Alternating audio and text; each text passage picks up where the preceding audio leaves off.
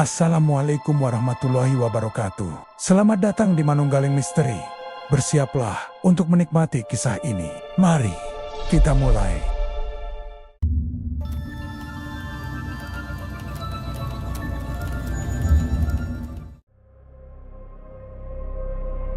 Bagus sudah lama menyusun rencana kecilnya. Sebagai mahasiswa arkeologi, ia punya rasa ingin tahu yang sulit dikendalikan. Apalagi jika menyangkut cerita-cerita yang berhubungan dengan situs kuno atau kuburan tua. Kali ini, ia mendengar kabar tentang sebuah kuburan di lereng Merapi yang konon sangat terlarang untuk didatangi. Cerita itu tidak ia dengar dari buku atau artikel, melainkan dari obrolan singkat di kantin kampus. Teman-temannya menyebut bahwa warga desa di kaki Merapi menjaga sebuah area yang tidak pernah disentuh, bahkan untuk sekadar membersihkan atau mendoakan. Kuburan itu dibiarkan terbengkalai, ditutupi lumut dan semak, seakan memang disengaja agar tidak ada orang yang mengganggunya. Ketertarikan Bagus semakin kuat. Ia merasa cerita seperti itu bukan hanya sekadar mitos, tetapi ada sesuatu di baliknya yang bisa dikulik sebagai bahan penelitian. Tanpa ragu, ia mengajak dua temannya, Raka dan Dewi, yang selama ini sering menemaninya dalam perjalanan kecil meneliti tempat-tempat angker. Raka biasanya ikut karena tak mau membiarkan Bagus pergi sendirian. Sedangkan Dewi selalu tertarik dengan cerita mistis yang bisa dijadikan bahan tulisannya. Perjalanan mereka dimulai pada pagi hari, saat cuaca cerah dan jalanan menuju lereng gunung masih ramai oleh warga desa yang beraktivitas. Mereka bertiga tiba di sebuah desa kecil yang cukup tua. Bangunannya sederhana, banyak rumah panggung dengan kayu lapuk, sebagian temboknya sudah retak, namun tetap dihuni. Suasana desa terasa sunyi walaupun masih siang. Warga menatap mereka dengan tatapan aneh, seolah tidak suka ada orang asing datang dengan membawa peralatan seperti kamera, tas besar, dan buku catatan. Bagus sempat mencoba bertanya kepada seorang ibu yang sedang menjemur pakaian, tetapi pertanyaannya hanya dibalas dengan tatapan dingin. Ketika ia menyinggung soal kuburan tua, perempuan itu buru-buru masuk ke dalam rumahnya, meninggalkan jemuran begitu saja. Bagus semakin yakin bahwa cerita yang ia dengar bukan sekadar isapan jempol. Semakin orang enggan membicarakan, semakin besar pula keinginan Bagus untuk membuktikan apa yang sebenarnya ada di sana. Mereka bertiga memutuskan singgah di warung kecil dekat jalan desa. Raka terlihat mulai tidak nyaman. Ia berulang kali menatap ke arah sekeliling, memperhatikan warga yang terus menyorot mereka. Dewi juga mulai merasa suasana desa itu janggal. Biasanya, di desa lain mereka bisa dengan mudah mendapatkan jawaban, walau sekadar dalam bentuk larangan atau nasihat. Di sini, seolah ada perintah tidak tertulis agar siapapun diam jika kuburan itu disebut. Warung itu sepi, hanya ada pemiliknya yang sudah tua. Lelaki berambut putih itu duduk di bangku panjang sambil mengunyah tembakau. Ia memandangi ketiga anak muda itu lama sekali, seakan bisa membaca maksud kedatangan mereka. Bagus berusaha tenang, meski jantungnya berdebar. Ia merasa kesempatan mendapatkan informasi terbuka di depan mata. Namun lelaki tua itu tidak seperti orang-orang lain di desa. Ia tidak menghindar, justru seakan menunggu pertanyaan yang akan keluar dari mulut Bagus. Dan benar saja, Bagus akhirnya menyinggung tentang kuburan tua yang katanya berada di lereng Merapi. Saat itu, suasana warung langsung terasa berat. Angin yang masuk dari celah bambu berhembus lebih dingin, membuat bulu kuduk Dewi meremang. Lelaki tua itu hanya menunduk, menghela napas panjang, lalu menatap ketiganya dengan wajah serius. Matanya keriput, sorotnya tajam, dan ada rasa waspada yang jelas terlihat. Walaupun tidak mengucapkan kalimat panjang, dari tatapannya saja, sudah ada pesan yang sulit dijelaskan. Tatapan itu membuat Bagus merasa ada sesuatu yang besar sedang ia ganggu, sesuatu yang bukan main-main. Sejenak, Bagus ingin membatalkan niatnya. Namun, sifat keras kepalanya menguasai. Ia merasa mitos tetaplah mitos, dan semua bisa dibuktikan dengan nalar. Ia menolak membiarkan rasa takut menguasainya hanya karena seorang lelaki tua memberi tatapan tajam. Ia menenangkan diri dengan alasan bahwa semua cerita mistis punya logika di baliknya. Raka yang duduk di sampingnya mulai gusar. Wajahnya tegang, keringat dingin membasahi pelipisnya. Dewi memegang tangannya sendiri erat-erat di bawah meja. Mereka berdua bisa merasakan bahwa suasana desa ini tidak sama dengan desa lain yang pernah mereka kunjungi. Ada sesuatu yang tersembunyi, dan mereka seakan sudah melangkah terlalu jauh untuk kembali. Setelah beberapa lama, lelaki tua itu bangkit, berjalan pelan ke arah mereka. Ia menatap Bagus lebih dalam lagi, sebelum akhirnya pergi meninggalkan warung dengan langkah gontai. Tidak ada kata-kata yang keluar dari mulutnya. Namun, sebelum benar-benar hilang dari pandangan, ia berhenti sejenak, menoleh sedikit, dan hanya memberi sebuah gerakan kepala singkat yang menyerupai isyarat larangan. Isyarat sederhana itu justru menambah rasa penasaran Bagus. Ia yakin jika warga setempat sampai bersikap seaneh itu, pasti ada sesuatu yang disembunyikan. Semakin mereka diam, semakin ia terdorong untuk mencari tahu. Ia membayangkan betapa berharganya data dan pengalaman yang bisa ia bawa pulang ke kampus nanti. Penelitian tentang kuburan tua yang ditakuti warga di lereng Merapi akan terdengar luar biasa. Raka dan Dewi tidak lagi bersemangat. Mereka sudah merasa cukup mendapat jawaban hanya dari sikap penduduk. Tetapi bagi Bagus, perjalanan ini belum bisa berhenti. Ia menuliskan catatan kecil di bukunya, memastikan arah yang harus ditempuh menuju lereng gunung. Pikirannya penuh dengan rencana, sementara dua temannya hanya bisa saling menatap khawatir. Hari menjelang sore, suasana desa semakin sunyi. Langit mulai menggelap, suara serangga hutan terdengar nyaring, dan angin gunung membawa hawa dingin yang merayap perlahan ke tulang. Mereka bertiga duduk diam di warung yang mulai ditutup. Tidak ada lagi orang yang lewat, tidak ada suara obrolan, hanya kesunyian yang membuat udara terasa semakin berat. Dalam hati, Bagus merasa malam nanti akan menjadi awal dari sesuatu yang besar. Ia tidak peduli dengan tatapan aneh warga, dengan sikap dingin perempuan yang meninggalkan jemurannya, atau dengan isyarat larangan lelaki tua di warung. Semua itu justru membuatnya semakin yakin. Ia percaya bahwa di balik kuburan tua di lereng Merapi, ada rahasia yang harus ia ungkap. Namun ia tidak pernah tahu, bahwa langkah pertamanya memasuki desa itu sudah cukup untuk mengikat dirinya pada sesuatu yang tidak bisa dilepaskan lagi. Malam itu udara di lereng Merapi terasa menusuk. Langit gelap tanpa bulan, hanya bintang samar yang terlihat di sela awan. Bagus memimpin langkah dengan senter kecil di tangannya, sementara Raka dan Dewi mengikuti di belakang. Mereka berjalan pelan melewati jalan setapak yang semakin menanjak. Semakin tinggi mereka melangkah, suasana menjadi lebih sunyi. Hanya suara gesekan sepatu dengan tanah dan ranting yang terdengar. Dari kejauhan, anjing-anjing desa beberapa kali menggonggong tanpa sebab, lalu berhenti seketika seakan tahu ada sesuatu yang mendekat. Bagus merasa malam itu adalah kesempatan terbaik untuk menuju kuburan yang diceritakan warga. Ia sengaja memilih mendaki saat sunyi agar tidak ada orang yang menghalangi. Pikirannya dipenuhi rasa penasaran, sementara dua temannya justru diselimuti kegelisahan. Raka berulang kali menoleh ke belakang, seakan ada yang mengikuti. Dewi lebih banyak menunduk, berusaha mengatur napas agar tidak panik. Beberapa langkah kemudian, hawa dingin semakin terasa. Dari arah hutan samping jalan setapak, samar-samar terdengar bunyi gamelan. Irama itu terdengar seperti suara kendang dan gong yang dipukul pelan, berulang-ulang, seolah berasal dari tempat yang sangat jauh. Bagus berhenti sejenak, mencoba mendengarkan. Suara itu tidak berhenti, malah semakin jelas ketika mereka melangkah lebih jauh.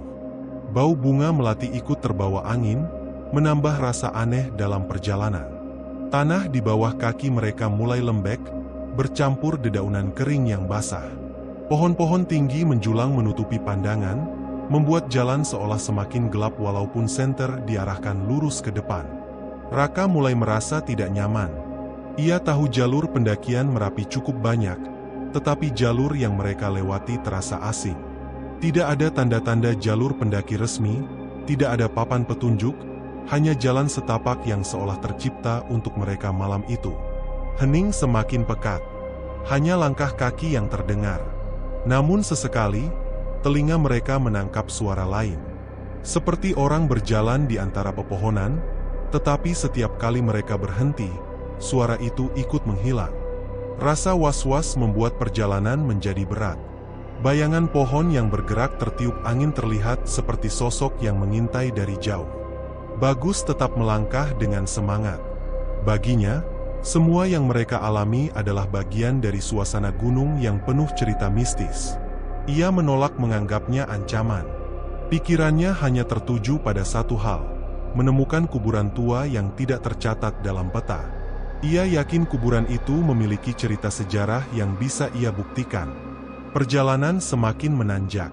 Udara dingin berubah menusuk hingga menembus jaket yang mereka pakai. Napas mereka membentuk asap putih di udara. Raka beberapa kali hampir terpeleset karena jalanan licin. Dewi terengah, kakinya gemetar, tetapi ia terus mengikuti. Tidak ada dari mereka yang berani berbicara. Seolah kata-kata bisa memanggil sesuatu yang tidak diinginkan. Beberapa saat kemudian, mereka tiba di persimpangan kecil. Jalur yang mereka lewati terbelah menjadi dua. Satu arah menuju jalan yang lebih lebar dan tampak seperti jalur resmi, sedangkan jalur satunya kecil, sempit, dan dikelilingi semak tinggi. Anehnya, tanpa perlu berpikir lama, kaki Bagus justru melangkah ke jalur sempit itu. Seakan ada yang mengarahkan, membuatnya yakin jalan itu yang harus dipilih.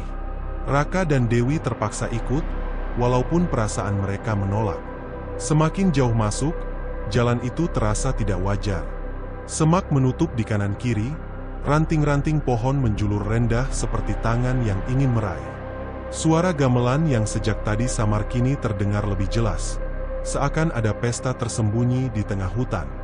Namun tidak ada cahaya lampu, tidak ada tanda manusia, hanya gelap dan bunyi yang datang entah dari mana. Bau melati semakin menyengat, bercampur dengan bau tanah basah yang tajam. Perasaan mencekam mulai merambati ketiganya. Bayangan aneh muncul di sela-sela pohon, bergerak cepat setiap kali cahaya senter diarahkan. Udara semakin dingin, dan sesekali terdengar suara bisikan samar di telinga, tidak jelas kata-katanya, tetapi membuat bulu kuduk berdiri. Raka sudah hampir tidak sanggup menahan rasa takut, sementara Dewi mulai gemetar hebat. Bagus sendiri mulai merasa tubuhnya berat, seolah ada beban yang menekan langkahnya. Mereka terus berjalan meski kaki terasa lelah. Jam di tangan Raka menunjukkan sudah lewat tengah malam. Suasana semakin sunyi, hanya suara jengkerik yang tersisa. Namun tiba-tiba, suara itu pun hilang. Sunyi total menggantikan semua. Tidak ada angin, tidak ada serangga, hanya keheningan yang menekan dada. Di saat itu, mereka sadar sedang berada di tempat yang bukan jalur biasa. Di depan, cahaya senter Bagus menangkap sesuatu yang aneh. Jalan setapak itu berhenti di sebuah pohon besar yang menjulang tinggi. Akar-akarnya keluar dari tanah, berpilin seperti ular, dan di bawahnya tampak jalur sempit yang menurun ke arah lebih dalam. Bagus berhenti sejenak, menatap jalur itu. Rasanya jalur tersebut bukan jalur alami, melainkan dibuat atau dijaga agar tetap tersembunyi. Dewi menatap sekeliling dengan tubuh kaku. Ia merasa ada yang mengawasi dari kegelapan. Raka menelan ludah, keringat dingin membasahi tubuhnya walaupun udara gunung begitu dingin. Sementara Bagus, meski tubuhnya gemetar, ia merasakan dorongan kuat untuk terus melangkah. Jalan kecil itu seolah memanggil mereka. Tidak ada yang tahu kemana jalur itu berakhir, tetapi langkah mereka tidak bisa berhenti.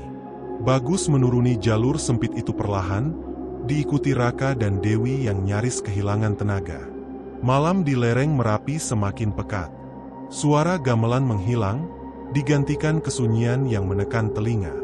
Jalur yang mereka ikuti bukan lagi sekadar jalan setapak, tetapi terasa seperti pintu menuju tempat yang tidak seharusnya mereka datangi. Dan di sanalah, di balik hutan gelap itu, kuburan tua yang mereka cari seakan menunggu, menyembunyikan rahasia yang belum siap untuk dibuka. Kabut tipis mulai turun ketika mereka menuruni jalur sempit yang seolah tidak pernah dilewati orang sebelumnya. Kaki mereka menginjak tanah lembab, basah oleh embun, dan udara semakin menusuk hingga terasa menusuk ke tulang. Senter yang dibawa Bagus bergetar karena tangannya kaku menahan dingin. Jalur itu membawa mereka ke sebuah lapangan kecil yang tertutup rimbun pepohonan besar. Dari kejauhan terlihat nisan-nisan berjejer tidak rapi, sebagian miring, sebagian hampir ambruk. Mereka akhirnya sampai di kompleks kuburan yang sejak tadi diceritakan warga. Suasananya sunyi sekali. Tidak ada suara serangga, tidak ada angin, hanya dingin yang begitu pekat. Tanah di sekitarnya lembab, rumput liar tumbuh menutupi sebagian nisan, dan akar-akar pohon menjalar seperti urat yang melilit tanah. Pohon besar di tengah area itu berdiri angkuh. Daunnya menutup hampir seluruh langit. Seakan tempat itu sengaja dibiarkan mati tanpa sentuhan manusia. Bagus menyalakan kamera kecilnya, merekam setiap sudut kuburan. Lensa menangkap nisan berlumut, pahatan huruf yang sudah sulit dibaca, dan bayangan pepohonan yang bergerak pelan. Saat ia menggeser kamera ke arah kiri, sesuatu melintas cepat di layar. Bayangan putih bergerak sekilas, begitu cepat hingga sulit ditangkap mata. Bagus menahan napas, menempelkan kamera lebih dekat ke wajahnya. Apa itu barusan? Suaranya lirih, bergetar antara kagum dan takut. Raka langsung menoleh, wajahnya pucat. "Jangan main-main, Gus. Gue yakin tadi ada yang lewat." Dewi yang berdiri sedikit di belakang langsung menegang. Tubuhnya kaku, matanya terpaku pada satu titik di ujung area makam. Ia melihat dengan jelas, di balik nisan yang hampir roboh, ada sosok hitam berdiri diam.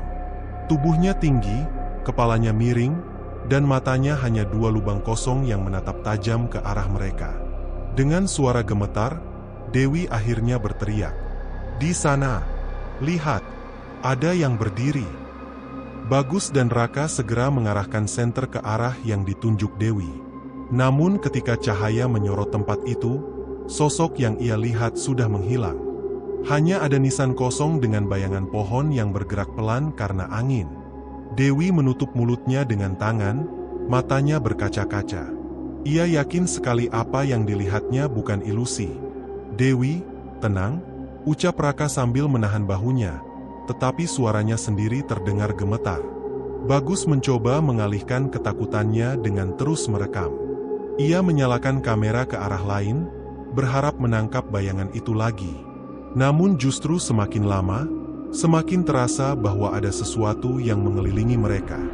Hawa dingin bukan hanya dari udara gunung, tetapi seakan keluar dari tanah di bawah kaki mereka. Bau melati samar tercium, bercampur dengan bau anyir yang membuat perut mual. Mereka bertiga berdiri di tengah kuburan, tidak tahu harus melangkah kemana. Bagus masih keras kepala, meski wajahnya mulai pucat. Ia menatap sekeliling, berusaha mengendalikan rasa takut. "Kita sudah sampai. Kita harus tahu kenapa tempat ini ditutup-tutupi. Kalau kita pulang sekarang, semuanya percuma." Raka tidak bisa menahan emosinya lagi. Ia mendekat ke Bagus dengan suara meninggi. "Lu gila, Gus? Kita udah lihat jelas barusan. Lu mau nunggu sampai kita diseret keluar satu-satu? Ini udah kelewatan." Suasana semakin tegang. Dewi menunduk, tubuhnya bergetar hebat. Ia ingin sekali kabur, tapi kakinya seperti terpaku di tanah. Pandangannya berkabut, telinganya berdengung, seakan ada suara yang berbisik langsung ke dalam kepalanya. Bisikan itu begitu lembut tapi menusuk, berulang kali memanggil namanya. "Dewi!" Ia spontan menutup telinganya, tetapi suara itu tidak berhenti. Matanya memandang liar, mencari sumber suara. Bagus mendekat, mencoba menenangkannya, namun Dewi justru mundur beberapa langkah hingga hampir terjatuh menabrak nisan. Raka sigap menarik lengannya sebelum benar-benar jatuh. Kabut semakin tebal, menutup pandangan mereka.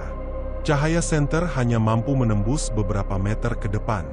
Dari sela kabut, bayangan putih kembali terlihat, bergerak cepat di antara nisan.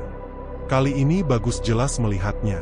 Kamera di tangannya bergetar, rekaman tidak stabil. Aku lihat jelas," serunya dengan napas terengah. Namun tidak ada keberanian tersisa di wajahnya. Untuk pertama kalinya, rasa penasaran yang selalu membara di dalam dirinya berubah menjadi ketakutan yang sulit ditahan. Ia sadar, tempat ini bukan sembarang kuburan. Ada sesuatu yang tidak ingin mereka datangi, dan mereka sudah melanggar larangan itu. Tiba-tiba suara keras seperti kayu patah terdengar dari arah pohon besar. Mereka semua menoleh serentak. Dari balik batang pohon, tampak bayangan tinggi bergerak perlahan. Suaranya menyerupai derap langkah berat, meski tanah di bawahnya tetap sunyi. Mata Raka membelalak, ia menarik Dewi menjauh, namun langkah mereka terhalang akar pohon yang menjalar di permukaan. Bagus masih berusaha merekam, meskipun tangannya gemetar hebat. Kamera menangkap bayangan itu semakin jelas. Sosok putih lusuh dengan wajah rusak muncul beberapa detik, lalu menghilang lagi ke balik kabut. Saat itu, kamera Bagus tiba-tiba mati, padahal baterai masih penuh. Mereka bertiga terpaku di tengah kuburan. Hanya suara napas terengah yang terdengar. Bagus akhirnya menurunkan kameranya. Wajahnya pucat pasi.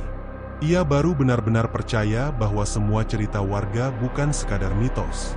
Di balik kabut, suara samar kembali terdengar. Kali ini bukan gamelan, bukan bisikan, melainkan suara tangisan lirih, panjang, dan menyayat. Tangisan itu terdengar begitu dekat, seakan berasal dari nisan tepat di samping mereka. Raka menelan ludah, memandang ke arah Bagus yang masih berdiri kaku.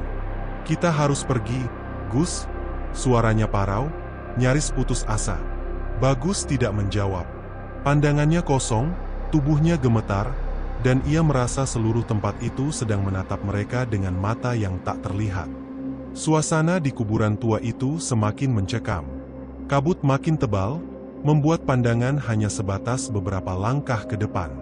Nafas mereka berat, bercampur antara rasa lelah dan takut. Bagus masih memegang kameranya, walau tangan gemetar hebat. Ia menyalakan kembali layar kecil itu, berharap rekamannya masih tersimpan. Detik pertama layar menyala, Bagus dan yang lain hanya melihat bayangan kabur. Namun ketika ia memutar ulang bagian tadi, suara lirih terdengar jelas. Suara perempuan berbisik pelan, hampir seperti berada tepat di telinga mereka. "Pulang." Bagus sontak menghentikan rekaman. Raka meraih kamera itu dengan kasar, matanya membelalak. Ia memutarnya ulang, memastikan ia tidak salah dengar. Dan benar saja, suara itu terdengar lagi. Jelas sekali. Padahal saat itu tak ada seorang pun dari mereka yang berbicara. Dewi menjerit kecil, air matanya mengalir deras.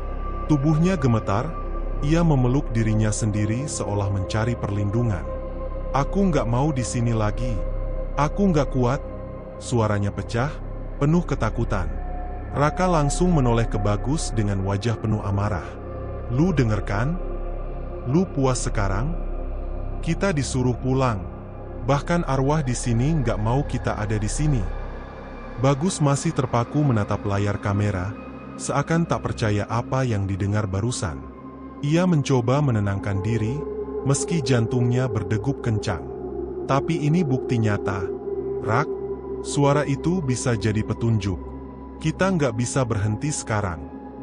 Raka langsung mendorong bahu Bagus, emosinya meledak. "Petunjuk apaan? Lu pikir kita lagi bikin film dokumenter? Ini nyawa kita taruhannya, Gus." Dewi semakin terisak. Ia memegangi lengan Raka, memohon agar mereka segera pergi. Namun Bagus tetap keras kepala. Dalam pikirannya, semua rekaman ini terlalu berharga untuk dilewatkan. Selama ini ia hanya mendengar cerita horor dari orang lain, tapi sekarang ia punya bukti nyata. "Aku cuma butuh sedikit waktu lagi," kata Bagus lirih, tapi nadanya memaksa. "Kalau kita bisa rekam sosok itu jelas, orang-orang bakal percaya sama cerita ini. Kita bisa buka mata mereka." Raka menatapnya dengan marah, napasnya memburu.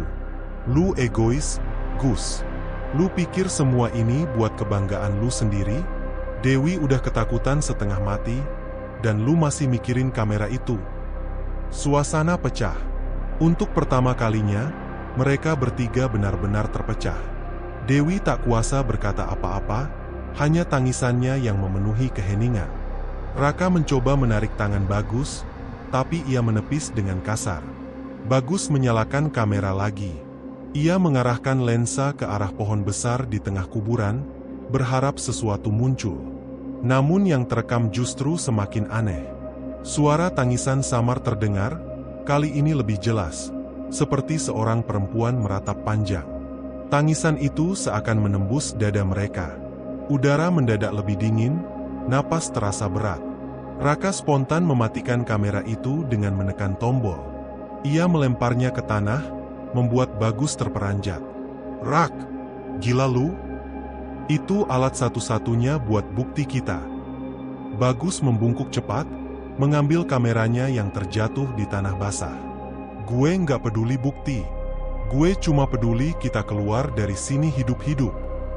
Raka membalas dengan suara lantang, emosinya benar-benar memuncak. Dewi berusaha menghentikan pertengkaran itu, meski tubuhnya masih gemetar. "Tolong, jangan berantem. Aku takut banget. Tolong, kita pulang aja. Aku ngerasa ada yang ngikutin kita." Ucapan Dewi membuat mereka berdua terdiam sejenak. Kabut di sekitar makin pekat, dan dari arah nisan tua terdengar suara langkah kecil, pelan tapi jelas mendekat. Seakan ada seseorang berjalan di sekitar mereka, padahal tak ada bayangan yang terlihat. Bagus menelan ludah, kakinya mendadak berat. Ia menyalakan kamera sekali lagi. Layar hanya menampilkan kabut putih, hingga tiba-tiba muncul bayangan hitam melintas cepat. Sesuatu bergerak sangat dekat, lalu suara perempuan itu terdengar lagi, kali ini lebih keras, seakan berteriak tepat di telinganya. "Pulang!" Dewi menjerit histeris, jatuh terduduk sambil menutup telinganya. Raka langsung merangkulnya, berusaha menenangkan meski dirinya sendiri gemetar. Bagus mundur beberapa langkah, matanya tak lepas dari layar kamera. Ia pucat, wajahnya penuh keringat dingin. Dalam hati kecilnya, ia mulai goyah. Selama ini ia selalu merasa dirinya paling berani, paling siap menghadapi hal-hal gaib. Tapi kali ini berbeda. Suara itu bukan sekadar rekaman. Itu sebuah peringatan. Sesuatu yang jauh lebih kuat dari dirinya sedang memaksa mereka pergi. Namun egonya masih bertahan.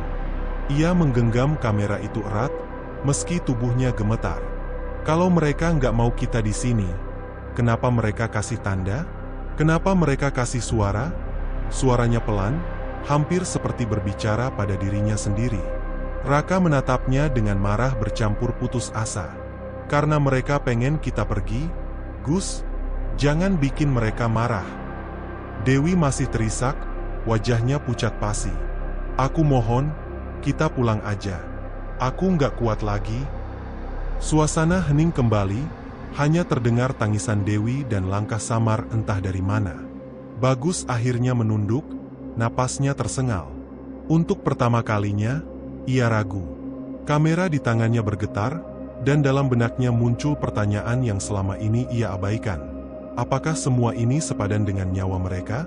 Mereka bertiga berdiri di tengah kuburan sunyi, saling menatap dengan emosi bercampur. Kabut menelan suara mereka, sementara entah sesuatu apa yang terus mengawasi dari balik nisan.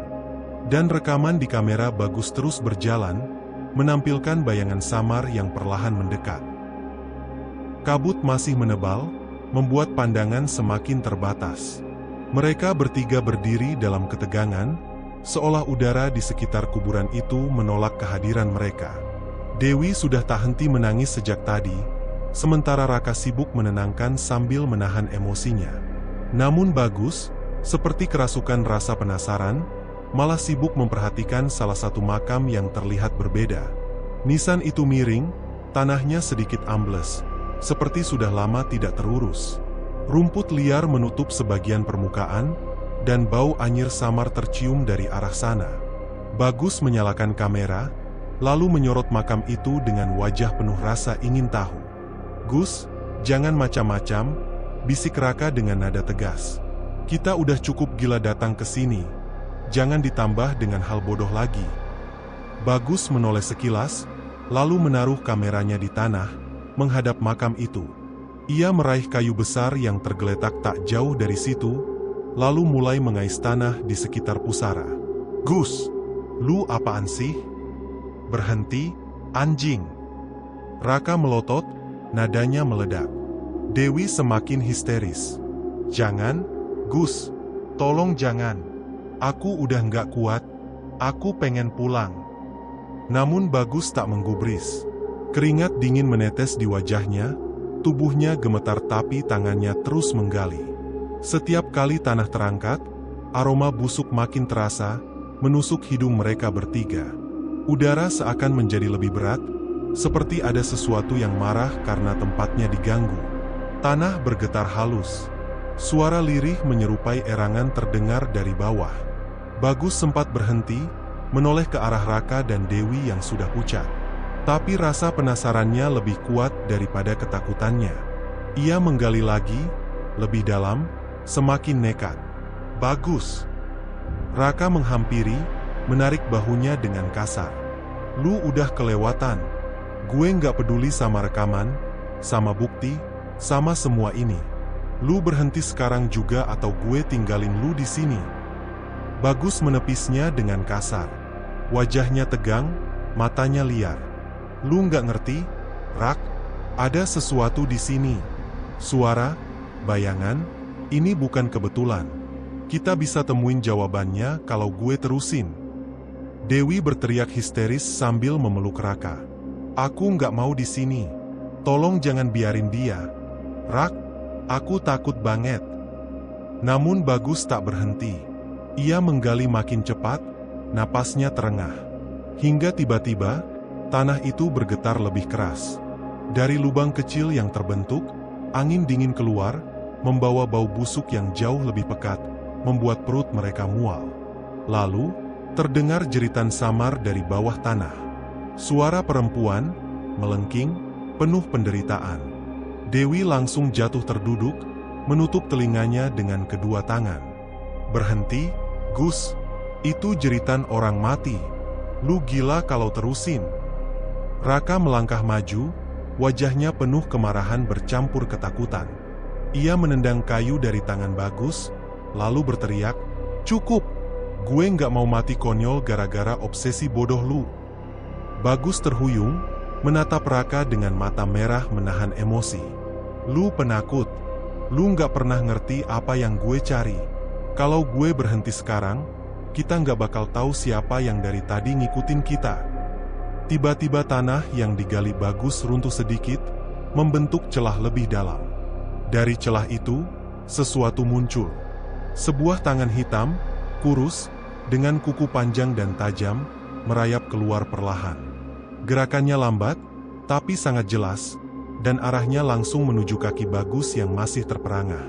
Dewi menjerit sekencang-kencangnya, "Gus!" Raka spontan menarik tubuh Bagus ke belakang dengan sekuat tenaga. Tangan itu hampir mencengkeram pergelangan kakinya, hanya selisih beberapa jengkal. Bau busuk semakin pekat, membuat mata mereka perih. Bagus jatuh terduduk, napasnya terengah, wajahnya pucat pasi. Untuk pertama kalinya, ia benar-benar terlihat takut. Tangannya gemetar saat meraih kamera yang masih menyala, dan di layar tampak jelas rekaman tangan hitam itu masih mencoba keluar dari tanah. "Lu lihat kan? Lu lihat kan?" Bagus berteriak, suaranya parau. "Ini beneran. Kita nggak gila, Rak." Raka tak lagi peduli dengan rekaman. Ia meraih lengan Bagus dengan kasar. "Bangsat lu, Gus. Kalau tadi gue telat narik, lu udah mati. Lu pikir kamera itu lebih penting daripada hidup lu sendiri?" Bagus terdiam, mulutnya terbuka tapi tak ada kata yang keluar. Rasa takut menelan egonya perlahan. Ia tahu Raka benar. Apa yang ia lakukan tadi hampir membuatnya kehilangan nyawa. Tanah di depan mereka kembali bergetar, seolah sesuatu dari dalam masih mencoba keluar. Suara rintihan samar terus terdengar, membuat bulu kuduk merinding. Dewi menangis makin kencang, wajahnya basah oleh air mata. "Ayo pulang, aku mohon. Ayo pulang sekarang juga," katanya lirih, suaranya hampir hilang.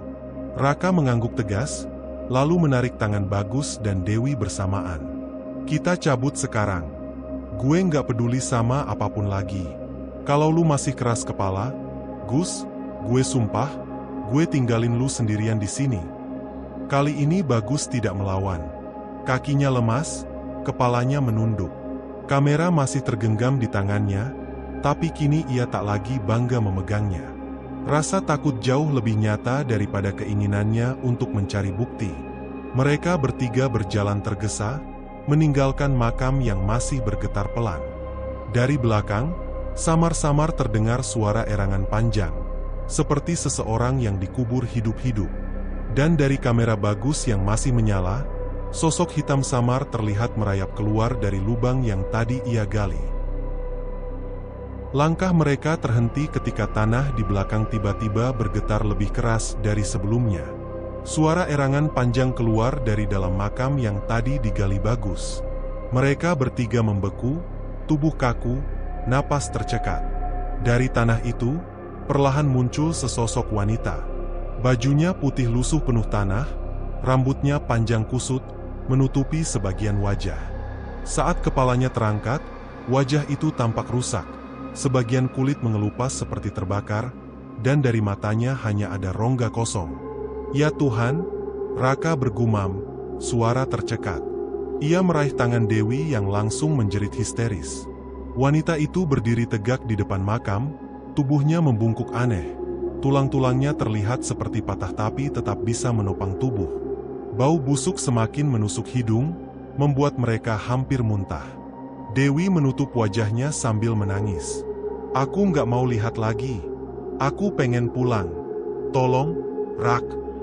Raka menggenggam erat tangannya, berusaha tetap tegar meski wajahnya sendiri pucat pasi. Tenang, Wai. Kita harus kabur sekarang. Jangan lihat lagi ke belakang. Namun, Bagus terpaku. Kamera di tangannya bergetar, tapi ia masih menyorot sosok itu. Mata kosong si wanita tiba-tiba menatap lurus ke arah Bagus. Suara lirih keluar dari mulutnya, serak dan berbisik, tapi jelas terdengar. Kau sudah bangunkan aku. Bagus terperangah. Tubuhnya gemetar, tapi kakinya seperti tertahan di tanah.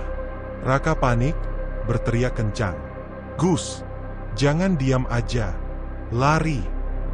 Namun Bagus tidak bergerak. Wajahnya pucat, matanya membelalak, seolah tubuhnya tak lagi dalam kendalinya.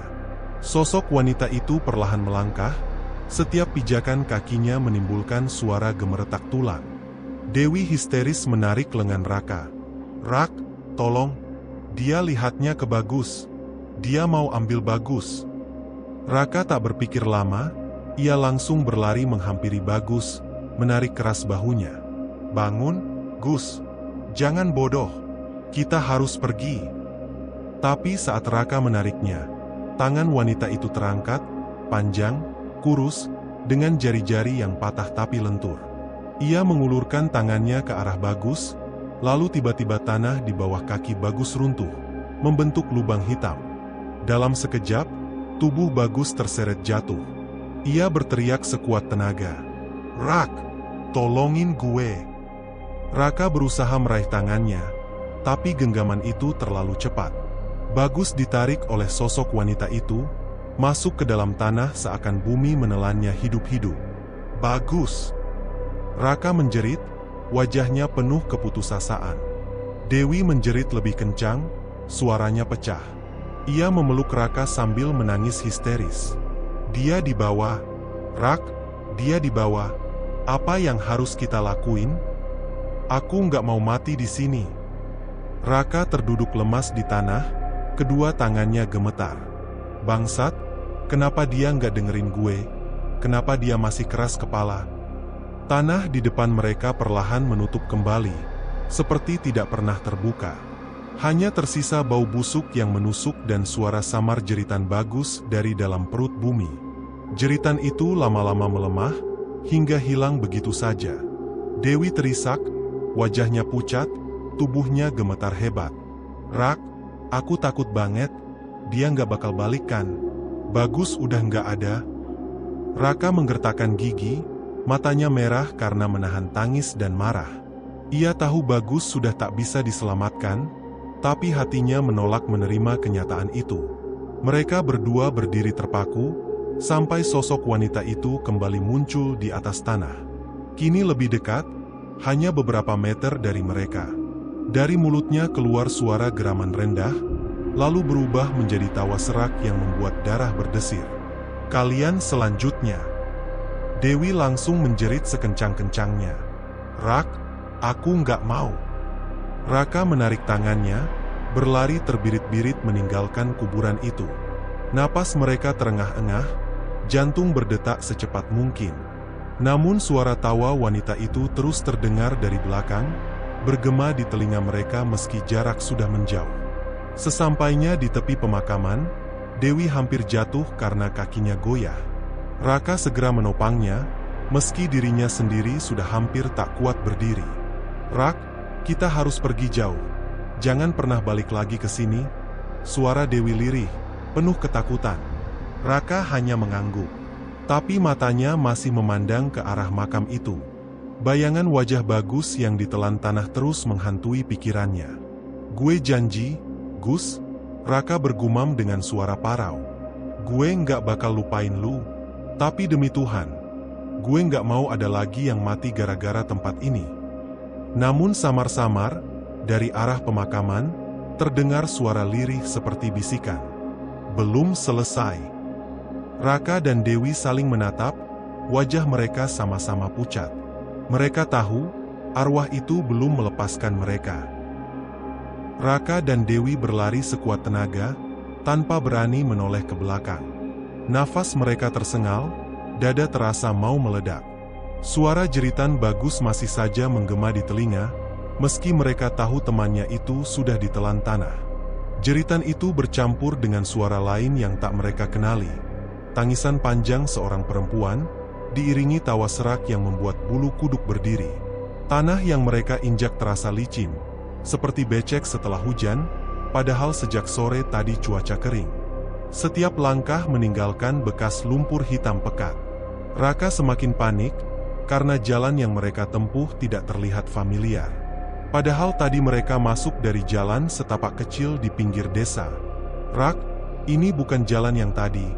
Suara Dewi bergetar, matanya liar mencari arah. "Kenapa jadi gini? Kita muter kemana sih?" Raka mencoba menahan emosi, meski wajahnya sendiri tegang. "Diam aja, Wai. Jangan berhenti. Yang penting kita terus jalan sampai keluar dari pemakaman ini." Kabut tebal semakin pekat.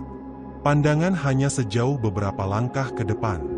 Dari kejauhan, suara tangisan perempuan terdengar lagi, semakin jelas, lalu mendadak berubah jadi tawa panjang. Dewi langsung menutup telinganya sambil menangis. "Aku nggak kuat, Rak. Aku takut banget. Suara itu dekat banget sama kita." Raka meraih tangannya, menggenggam erat. "Tenang. Gue di sini. Jangan pernah lepasin tangan gue." Tiba-tiba, di tengah kabut, bayangan tubuh putih melintas cepat. Dewi menjerit, nyaris jatuh, tapi Raka buru-buru menahannya. Sosok itu melintas lagi, kali ini lebih dekat. Suaranya lirih berbisik, mengalun di telinga mereka. "Kenapa lari?" Dewi menangis semakin keras. "Rak, dia ngikutin kita. Aku nggak mau mati di sini. Tolongin aku." Raka sendiri ketakutan, tapi ia berusaha tetap tegar. "Jangan lihat, Wai. Tatap tanah aja. Jangan kasih dia kesempatan buat ganggu pikiran kita." Namun kabut semakin pekat, menelan pandangan mereka. Tiba-tiba, tanah di depan terbelah sedikit, muncul genangan air hitam yang berbau busuk. Dari dalamnya terdengar suara lirih seperti rintihan orang sekarat. "Gila, apa-apaan lagi ini?" Raka bergumam sambil menarik Dewi mundur. Dewi menutup mulutnya, menahan muntah. "Rak, itu kayak suara Bagus, denger nggak? Itu suara Bagus." Raka membeku. Memang benar, samar-samar terdengar suara Bagus dari dalam genangan hitam itu. Suaranya lemah, penuh penderitaan. "Rak, tolongin gue. panas banget, tolong tarik gue keluar. Raka hampir melangkah maju, tapi Dewi buru-buru menahan lengannya. Jangan, itu bukan bagus. Itu cuma pancingan. Jangan bodoh, Rak. Raka menoleh ke arah Dewi. Air matanya menetes, wajahnya penuh dilema. Tapi suaranya sama persis. Why? Gue nggak tega kalau bener itu dia. Rak, dia udah nggak ada. Jangan bikin aku kehilangan kamu juga. Dewi berteriak, suaranya pecah penuh emosi. Kata-kata itu menyadarkan Raka. Ia menggertakkan gigi, menarik Dewi menjauh dari genangan. Suara lirih itu berubah jadi jeritan marah, lalu tawa seram perempuan kembali menggema. Kabut semakin menyesakkan. Pohon-pohon besar kini terlihat berdiri di sekitar mereka, padahal tadi tak ada satupun pohon di dekat jalan masuk. Raka sadar, mereka tidak lagi berada di jalur semula. Pemakaman itu seakan berubah bentuk, menyesatkan mereka. Kita kejebak. Why? Suara Raka lirih, penuh putus asa. Dewi terisak, wajahnya penuh air mata. Aku nggak mau mati di sini, Rak. Aku masih pengen pulang. Aku masih pengen ketemu orang tua aku. Raka menghela napas berat, mencoba menenangkan diri. Ia mengangkat wajahnya, berteriak ke arah kabut. Apa maumu? Hah? Kenapa bawa kita ke sini? Lepasin kita. Tak ada jawaban, hanya suara tawa panjang yang membelah kabut. Tiba-tiba, dari balik kabut, muncul sosok wanita berpakaian putih lusuh yang mereka lihat sebelumnya. Wajahnya rusak, matanya kosong. Ia melayang, mendekati mereka dengan cepat. Dewi menjerit, tubuhnya hampir roboh. Rak! Raka langsung menarik Dewi, berlari lagi meski jalannya terasa tak berujung. Napas mereka makin habis, kaki terasa mau patah. Namun setiap kali mereka berlari, suara langkah kaki lain terdengar mengikuti. Berat, menyeret, tapi selalu ada di belakang mereka. Kadang suara itu berpindah ke samping, kadang ke depan, seakan mereka sedang dikepung. Dewi menangis terseduh. Rak, kita nggak bisa keluar, kita terus muter di tempat yang sama. Aku udah nggak kuat. Raka berhenti sejenak, menatap sekeliling. Benar, jalan yang mereka lewati seolah kembali ke titik semula. Pohon dengan batang patah yang tadi mereka lihat kini muncul lagi di depan mata. Anjing, Raka menendang tanah keras-keras. Frustrasi. Dia ngejebak kita. Dia nggak bakal biarin kita pulang. Samar-samar, bisikan kembali terdengar. Lebih dekat dari sebelumnya. Tetaplah di sini, menemaniku. Dewi langsung memeluk Raka erat, tubuhnya gemetar hebat. Aku nggak mau, Rak. Aku nggak mau mati di sini. Raka balas memeluknya, matanya merah. Tenang, Wai. Gue nggak bakal biarin itu terjadi. Selama gue masih ada, lo nggak bakal sendirian. Tapi saat itu juga, kabut di sekitar mereka bergolak. Suara tawa perempuan menggema, lebih keras, lebih panjang. Dari balik kabut, sosok putih itu muncul lagi, kali ini lebih banyak. Bayangan perempuan dengan wajah rusak, tubuh lusuh, matanya kosong, melingkari mereka berdua. Raka dan Dewi berdiri terpaku di tengah, tubuh gemetar, napas tersengal. Rak, suara Dewi lirih, nyaris tak terdengar. Kayaknya, kita nggak bakal bisa keluar. Raka menatap matanya, mencoba tegar meski ketakutan.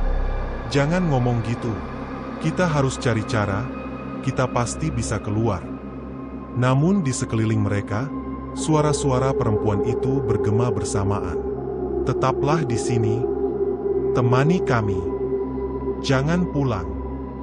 Dewi menjerit lagi, dan Raka hanya bisa menggenggam tangannya erat-erat, menahan rasa putus asa yang semakin menelan mereka. Kabut menutup pandangan sepenuhnya.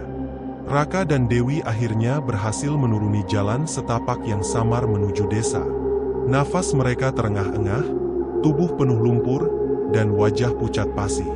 Malam terasa begitu panjang, seolah waktu berhenti di lereng Merapi itu.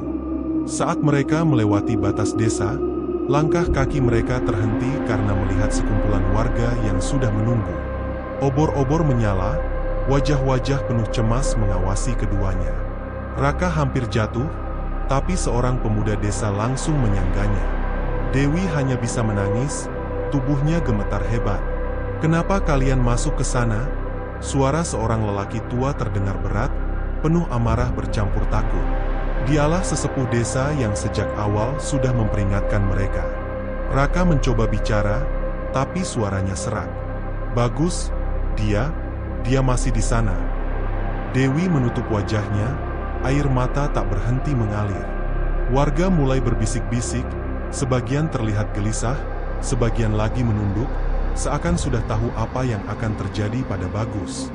Sesepuh desa menarik napas panjang, lalu mengangguk pelan, seolah mengiyakan sesuatu yang tidak ingin diucapkan dengan lantang. "Sudah terlambat," ucapnya akhirnya. "Dia sudah membangunkan mereka."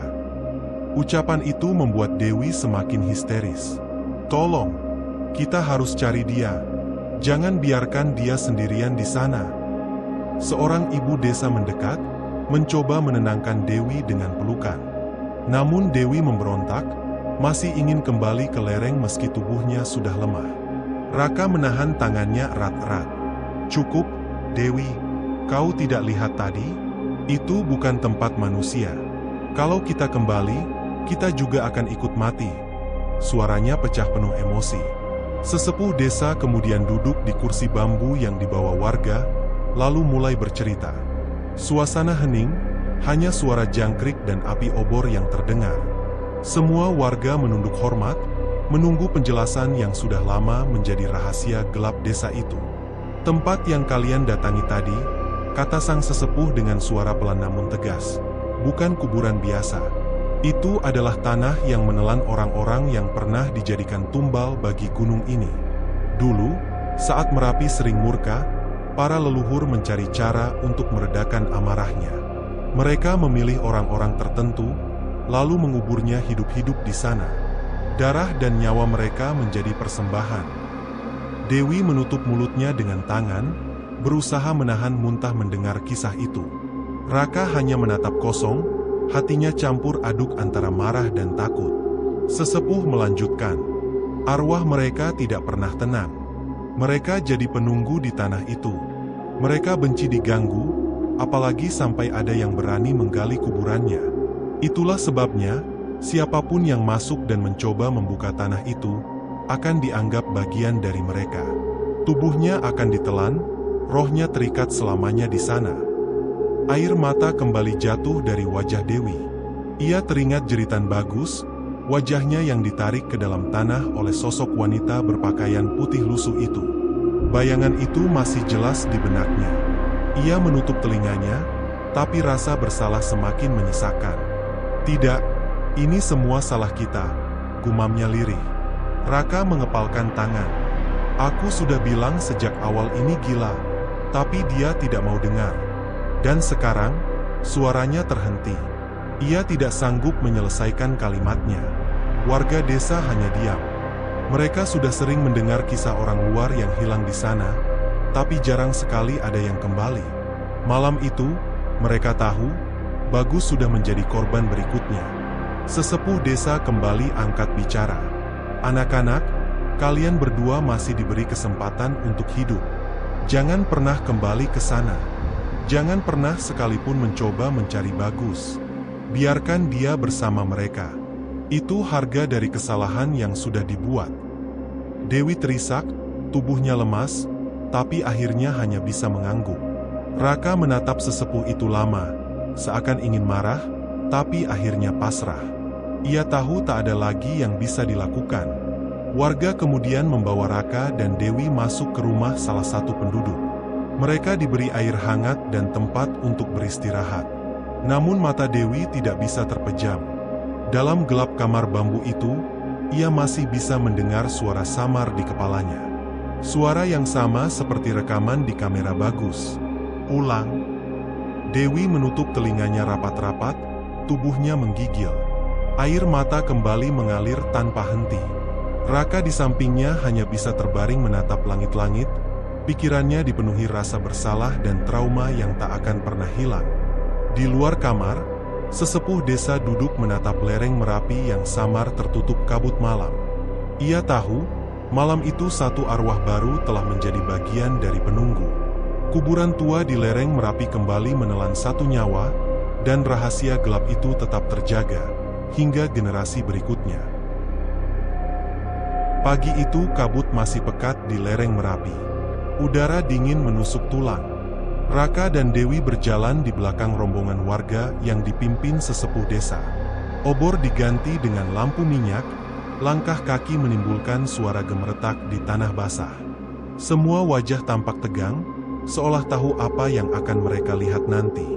Dewi terus memegang tangan Raka. Jemarinya dingin, gemetar tanpa henti. "Raka, kalau Bagus masih ada di sana, kita harus..." "Dewi," potong Raka cepat, suaranya berat. "Jangan berharap terlalu banyak. Kau dengar sendiri apa kata sesepuh semalam. Mereka sudah mengambilnya." Dewi menunduk, tangisnya kembali pecah. Seorang ibu desa di sampingnya menepuk bahunya pelan, mencoba menenangkan. Tapi perasaan itu terlalu dalam, rasa bersalah bercampur takut tak mudah dihapus. Sesepuh desa berjalan paling depan, tongkat kayu di tangannya sesekali menghentak tanah. "Jangan bersuara terlalu keras. Tanah di sini mendengar," katanya dengan nada peringatan.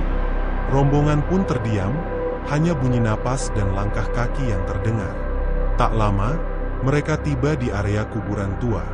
Tanahnya gembur, beberapa bagian masih terlihat tergores, seperti ada yang baru saja meronta di dalamnya. Rasa dingin langsung menusuk, berbeda dengan udara sekitar. Raka menahan napas, sementara Dewi hampir pingsan melihat bekas tanah yang berantakan. "Bagus," bisiknya pelan, matanya berkaca-kaca. Salah seorang pemuda desa tiba-tiba berseru, "Pak, ada sesuatu di sini." Semua orang segera mengerumuni pemuda itu. Di tanah berlumpur, tergeletak sebuah kamera handicam berlumuran tanah basah. Raka langsung mengenalinya. Itu milik Bagus. Dengan tangan gemetar, Raka mengambil kamera itu. Layar kecilnya retak, tapi saat tombol ditekan, perangkat itu masih bisa menyala. Semua orang menahan napas. Sesepuh memberi isyarat agar mereka melihat rekaman terakhir. Suara statis terdengar, lalu gambar mulai muncul. Bagus terlihat dalam rekaman itu. Wajahnya pucat, matanya liar penuh ketakutan. Nafasnya tersengal, kamera bergetar karena tangannya gemetar hebat. "Raka, Dewi, aku dengar dia lagi." Suara itu dekat, aku nggak tahu harus. Rekaman terguncang, lalu Bagus menoleh cepat ke belakang. Tiba-tiba, sosok wanita berpakaian putih lusuh muncul di belakangnya. Wajahnya hancur, matanya kosong, mulutnya terbuka seakan hendak menelan. "Astaga!" teriak salah satu warga yang menonton rekaman itu. Beberapa langsung mundur, menutup mulut dengan tangan. Dewi berteriak histeris, "Bagus!" Ia meraih kamera itu, tapi Raka menahannya. Dalam rekaman, Bagus menjerit keras, kamera jatuh, dan gambar menjadi miring. Suara tanah berderak, jeritan Bagus makin lama makin jauh, seperti ditelan bumi. Setelah itu, layar hanya gelap. Semua orang terdiam. Hanya suara tangis Dewi yang terdengar, melengking di udara yang dingin. Ia jatuh berlutut, memeluk tanah yang basah, suaranya parau. "Kenapa? Kenapa dia? Bukan aku yang diambil. Kenapa harus dia?" Raka mencoba mengangkat Dewi, tapi ia meronta. "Lepaskan. Aku mau cari dia. Aku nggak peduli." "Cukup, Dewi." Raka berteriak, wajahnya merah penuh emosi. "Kau kira aku tidak ingin menyelamatkan dia? Kau kira aku tidak merasa bersalah? Tapi lihatlah, tidak ada apapun di sini kecuali tanah yang sudah menelannya. Apa kau ingin ikut masuk juga?" Tangis Dewi semakin pecah. Ia akhirnya jatuh dalam pelukan Raka, tubuhnya lemas, hanya isakan yang tersisa. Sesepuh desa mendekat, menatap tanah itu lama. Matanya berkaca-kaca, meski wajahnya tetap tegas. Sudah kukatakan semalam, sekali tanah itu menelan, ia tidak akan mengembalikan. Bagus sekarang sudah menjadi bagian dari mereka. Tidak ada jalan kembali. Raka mengepalkan tangan, giginya bergemeletup menahan marah. Lalu, kami harus pulang begitu saja? Seperti tidak terjadi apa-apa. Sesepuh menatapnya tajam. Kalian masih hidup. Itu lebih dari cukup. Jika kalian terus menantang, bukan hanya nyawa kalian yang hilang, tapi desa ini pun akan kena akibatnya. Jangan egois. Jangan menantang yang tak bisa dilawan. Warga yang lain hanya diam, sebagian menunduk, sebagian memandang Raka dan Dewi dengan iba. Kamera itu kemudian dimatikan. Warga memutuskan untuk menguburnya di tepi kuburan, sebagai tanda bahwa satu nyawa sudah tertelan. Dewi masih menangis saat tanah ditimbun di atas kamera itu. Suaranya lirih, hampir tak terdengar. Maafkan kami, Bagus, maafkan aku. Raka berdiri kaku. Matanya kosong menatap tanah yang kini seakan memeluk rahasia kelam. Hatinya perih, tapi ia tahu tak ada yang bisa ia lakukan lagi. Rombongan perlahan meninggalkan kuburan, langkah mereka berat. Kabut semakin menebal, seolah menelan semua jejak yang baru saja terjadi. Namun, di kejauhan, suara samar terdengar. Suara laki-laki, lirih tapi jelas. Tolong, aku masih di sini. Raka berhenti sejenak, menoleh ke arah kuburan. Dadanya sesak. Tapi sesepuh hanya menepuk bahunya pelan. Jangan dengar. Itu bukan lagi suara sahabatmu. Itu hanya panggilan dari mereka. Raka menutup matanya, menahan air mata yang hampir jatuh.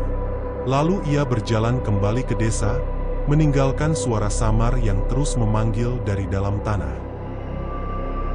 Pagi itu, warga berkumpul kembali di depan kuburan tua. Udara masih dingin, kabut turun rendah menutupi hampir seluruh nisan yang berserakan. Suasana mencekam, namun mereka harus menyelesaikan satu hal terakhir, menutup area itu agar tak ada lagi yang tergoda untuk masuk. Beberapa pemuda desa memikul bambu panjang, menancapkannya di sekeliling kuburan membentuk pagar. Tangan mereka gemetar, bukan karena lelah, melainkan takut. Setiap kali mereka menggali tanah untuk menancapkan bambu, bunyi gemeretak aneh terdengar, seperti sesuatu meronta dari bawah. Cepat, jangan berhenti, ujar sesepuh dengan suara rendah. Semakin lama kalian di sini, semakin mereka tahu siapa yang ada di atas. Raka berdiri agak jauh, menatap kosong ke arah tanah yang sudah merenggut sahabatnya. Dewi duduk di atas batu, wajahnya pucat, matanya bengkak karena semalaman tak berhenti menangis. Kenapa harus Bagus? Suara Dewi pelan, hampir tak terdengar. Ia menatap Raka dengan tatapan penuh luka. Kalau saja aku bisa menggantikan dia. Jangan bilang begitu. Raka langsung menoleh, nada suaranya tajam. Kau kira Bagus mau kalau kau yang hilang? Kau kira dia rela? Dewi menggigit bibirnya, menahan tangis. Tapi aku yang memaksa dia ikut. Aku yang bilang kalau semua ini cuma main-main. Kalau aku nggak bicara begitu, mungkin dia masih hidup sekarang. Raka menutup wajahnya dengan kedua tangan, bahunya bergetar menahan emosi. Kita semua salah, Dewi, bukan cuma kau. Aku juga, aku yang tidak bisa menghentikannya. Aku yang tidak bisa melindunginya. Dewi terisak, lalu mendekat. Untuk pertama kalinya sejak kejadian itu, ia memeluk Raka erat-erat. Tangisnya pecah, begitu juga hati Raka yang sudah lama menahan. Sudah, ucap Raka dengan suara parau. Bagus pasti nggak mau lihat kita begini terus. Kita masih hidup, kita harus keluar dari sini. Pagar bambu perlahan terbentuk, mengelilingi seluruh area kuburan. Sesepuh lalu menancapkan kain putih di pintu masuknya. Simbol sederhana, tapi penuh makna. Itu tanda larangan. Siapapun tak boleh mendekat lagi. Mulai hari ini, suara sesepuh bergetar, tegas namun penuh kesedihan. Tanah ini tidak boleh disentuh. Tidak boleh didatangi. Biarkan mereka di sini, biarkan arwah itu tenang dengan caranya sendiri. Warga hanya mengangguk, sebagian menunduk, sebagian lagi menatap takut ke arah kuburan. Mereka tahu, apapun yang ada di dalam sana, lebih baik tetap terkubur. Raka menatap pagar bambu itu lama. Jadi, kita hanya pergi begitu saja, membiarkan Bagus tertinggal di sana. Sesepuh menoleh kepadanya. Nak, kalau kau terus berpikir begitu, kau akan ikut terseret. Dia sudah jadi bagian tanah ini. Percayalah, satu-satunya cara kau menghormati sahabatmu adalah dengan meninggalkan tempat ini. Biarkan namanya tetap hidup di hatimu, bukan di tanah terkutuk ini. Raka menunduk. Kata-kata itu menohok, tapi ia tahu sesepuh benar. Perlahan, ia meraih tangan Dewi. Ayo, kita pulang. Dewi menoleh sekali lagi, menatap pagar bambu dengan mata penuh air. Selamat tinggal, Bagus, bisiknya lirih. Mereka berdua pun melangkah pergi, meninggalkan desa itu. Trauma membekas begitu dalam, hingga mereka berjanji tak akan pernah kembali lagi. Hari-hari berikutnya, kehidupan desa berjalan seperti biasa. Namun malam-malamnya berubah. Warga sering mendengar suara langkah di sekitar pagar bambu. Pelan, seolah seseorang berjalan tanpa arah. Kadang terdengar bisikan lirih, begitu dekat, seperti berada di telinga mereka sendiri. Aku akan menjaga, sampai kapanpun. Suara itu membuat bulu kuduk berdiri. Beberapa warga mengaku pernah melihat bayangan hitam berdiri di balik pagar, menatap dari kejauhan. Ada yang yakin itu arwah Bagus. Ada pula yang percaya itu hanya permainan para penunggu kuburan, mempermainkan hati manusia. Namun sesepuh hanya mengingatkan satu hal. Jangan pernah menjawab, jangan pernah menyahut, siapapun yang mendengar. Suatu malam, seorang pemuda desa memberanikan diri mendekat. Ia menempelkan telinga ke pagar bambu, berharap bisa memastikan apa yang terdengar. Warga lain menahan napas. Bagus, itu kau. Hening sejenak. Lalu terdengar bisikan jelas, lirih namun tegas. Aku akan menjaga, sampai kapanpun. Pemuda itu terhuyung mundur, wajahnya pucat pasi. Sejak saat itu, tak ada lagi yang berani mendekat. Raka dan Dewi menjalani hari-hari mereka jauh dari desa itu. Namun trauma tetap tinggal. Kadang, dalam tidurnya, Dewi terbangun dengan keringat dingin, merasa mendengar suara yang sama di telinganya. Raka pun tak luput. Ia sering bermimpi melihat Bagus tersenyum, lalu pelan-pelan ditelan tanah. Waktu berlalu. Desa itu akhirnya menutup rapat ceritanya. Pada orang asing, mereka hanya berkata ada kuburan tua yang tidak boleh dikunjungi. Tapi di dalam hati mereka, semua tahu, ada satu nama yang tetap terikat di sana. Bagus. Sahabat yang hilang, namun tak pernah benar-benar pergi. Dan di setiap malam sunyi, suara itu masih terdengar. Langkah pelan di sekitar pagar bambu, diikuti bisikan lirih yang menusuk hati. Aku akan menjaga, sampai kapanpun.